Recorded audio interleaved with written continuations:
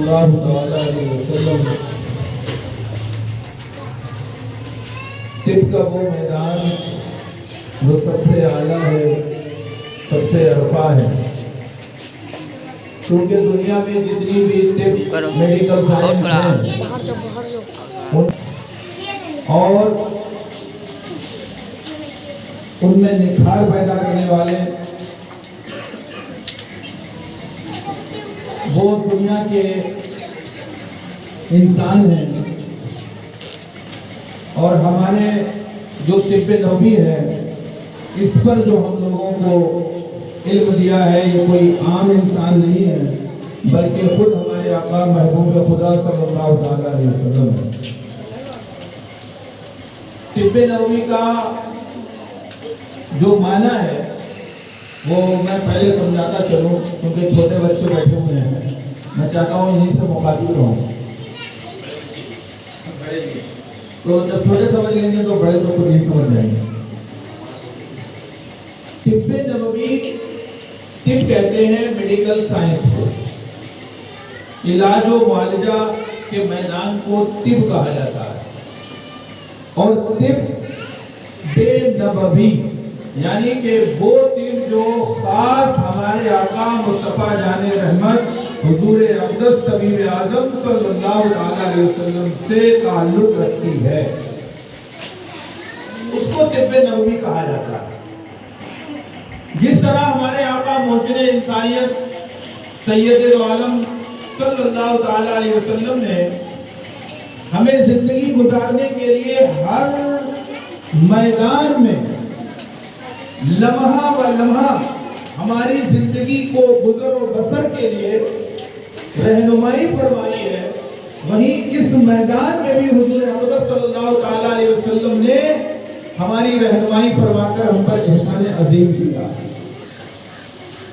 دنیا کے جو طبیب ہیں، حکماء، اطباء، ڈاکٹر، یہ جو کچھ بھی کہیں گے وہ کلام الہی نہیں ہو سکتا، لیکن جو مصطفیٰ جان رحمت نے ہمیں دیا ہے وہ کلام الہی ہے۔ وہ ہمارے آقا صلی اللہ تعالیٰ علیہ وسلم نے جو ہمیں دیا، تو آج دنیا کے اندر جتنے بھی طریقے علاج ہیں، جو بھی طریقے ہیں دنیا میں علاج کرنے کے، ان سب سے افضل و اعلیٰ طب نبوی ہے، اس لیے کہ اس طب نبوی کے موجد خود ہمارے آقا جو سب سے اعلیٰ اور اعلیٰ ہے، جو سب سے عظیم و برتر ہے، انہوں نے ہمیں یہ طب عطا فرمائی کہ کس طرح انسان صحتیاب رہ سکتا ہے، اس کی صحت کے لیے کون کون سی چیزوں کی ضرورت ہے، ایسے کون سے امور ہیں، کون سے وہ اعمال ہیں جن پر عمل کر کے انسان اپنی صحت مند زندگی گزار سکتا ہے۔ دنیا میں سب سے عظیم اور بڑی دولت صحت کا نام ہے، سب سے بڑی دولت صحت ہے۔ اگر صحت ہے تو پھر ساری نعمتیں اور ساری دولتیں سلامت رہیں گی، اگر صحت خراب ہو جائے تو پھر کسی بھی دولت یا کسی بھی نعمت کا کوئی مزہ نہیں آتا۔ کتنا بھی دولت مند آدمی ہو، اگر وہ بیمار ہو جائے تو اس کی خواہش یہی ہوتی ہے کاش میری ساری دولت چلی جاتی، مجھے اس بیماری سے نجات مل جاتی، مجھے اس تکلیف سے نجات مل جاتی۔ اور جس وقت میں انسان صحت مند ہوتا ہے اس وقت میں اسے چاہیے کہ وہ اللہ کا ذکر کرتا رہے، اللہ کو یاد کرتا رہے، اپنے آپ کو اعمال مصطفیٰ صلی اللہ علیہ وسلم کے مطابق آپ صلی اللہ علیہ وسلم کی سنت پر عمل کرتا رہے، اعمال مصطفیٰ کے مطابق اپنی زندگی بسر کرتا رہے، تو اس کی زندگی اچھی گزرے گی اور اس کی صحت بھی سلامت رہے گی۔ اب اس میں کچھ پوائنٹس ہیں جو طب نبوی کے تعلق سے ہیں۔ سب سے پہلا تو یہ کہ ہمارا جو لائف اسٹائل ہے، ذرا ہم اسے دیکھیں کہ کیا ہم اسلام کے مطابق اپنا سونا جاگنا کھانا پینا اٹھنا بیٹھنا کرتے ہیں؟ مذہب اسلام کے مطابق یا یوں آسان کہہ لیا جائے चलना फिरना, सोना जागना, उठना बैठना, खाना पीना, ये सब अगर कर लिया तो सुन्नत पर भी अमल हो जाएगा, आपकी सेहत भी अच्छी रहेगी और आपको सवाब भी मिल जाएगा। अब जरा गौर कीजिए कि क्या हम सुन्नत के मुताबिक सोते और उठते हैं? क्या हमारा सुन्नत पर अमल है? अब आप कहेंगे कि सोने की सुन्नत क्या है और उठने की सुन्नत क्या है? तो जो अमली सुन्नतें हैं वो अलग हैं, लेकिन जो सबसे बड़ी सुन्नत ये है कि जल्दी सो जाना और जल्दी उठ जाना। आज हमारा कितना अमल है इस पर? हम लोग ताबीर करते हैं, और खास तौर से ये जो मोबाइल जैसी दीमक पैदा हो गई है हमारे मुआशरे के अंदर, उस दीमक ने हमारे ज़हनों को और हमारी सेहतों को चाटना शुरू कर दिया। मोबाइल का जिक्र करता है, अल्लाह तबारक व तआला उसे मीठी नींद सुला देता है, उसे चैन की नींद आती है। तो क्या सबसे पहले हम अपने ऊपर ये गौर करें, क्या हम जल्दी सोते हैं? हमारे सोने के मामूल क्या है? लोग लगाते हैं, और मैं कहता हूं आप सोने के लिए अलार्म लगाइए कि रात में 10 बजे अलार्म बोलेगा, उसके बाद में हम सारी एक्टिविटीज को खत्म करेंगे।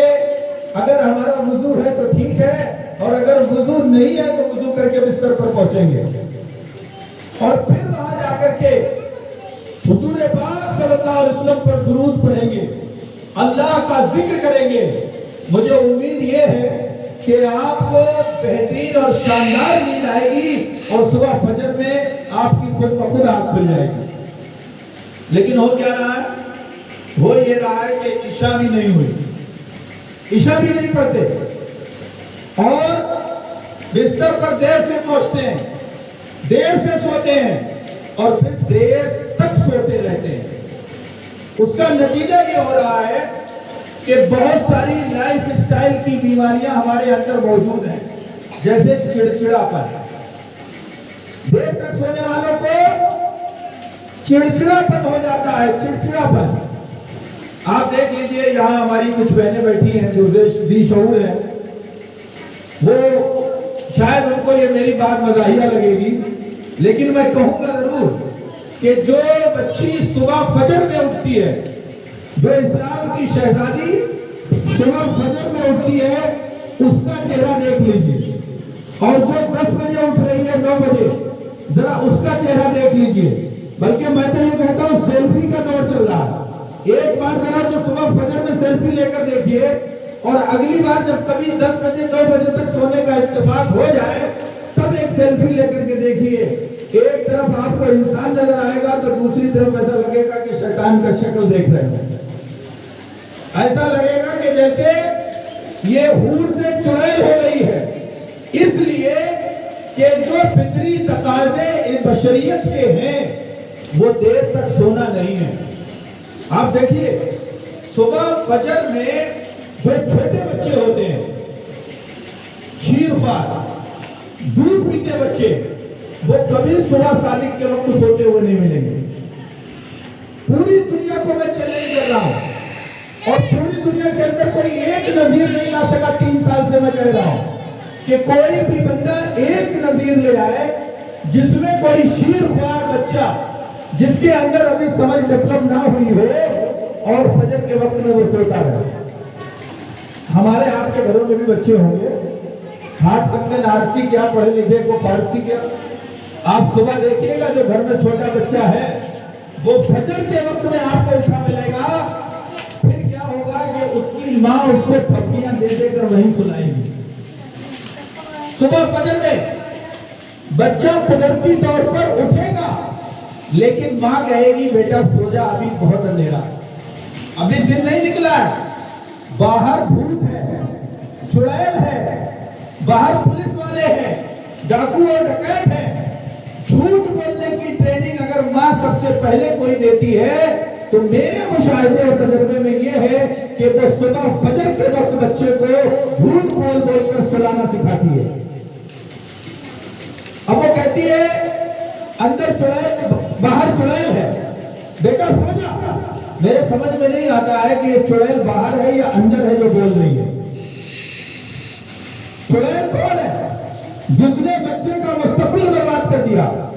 کاش یہ ماں کنیز فاطمہ ہوتی، کاش اس کو مصلی پیارا ہوتا، کاش الصلاۃ خیر من النوم کی صدا پر یہ اپنے نرم و گداز بستروں کو لات مار کر کے اللہ تبارک و تعالیٰ کی اطاعت اور فرما برداری کے لیے نماز کے لیے اٹھتی، اور اس کا جو شیر خوار بچہ اٹھا ہوا تھا اس کی وہی عادت باقی رہتی. تو میں یہ چیلنج کے ساتھ کہتا ہوں کہ کسی بھی مسلمان کے بچے کو نماز کے لیے اٹھانا نہیں پڑتا. کیوں؟ اس لیے کہ اللہ نے تو انسان کو قدرت و فطرت کے مطابق پیدا فرمایا. اگر آپ تھوڑی محنت کر لیں اور اپنے بچوں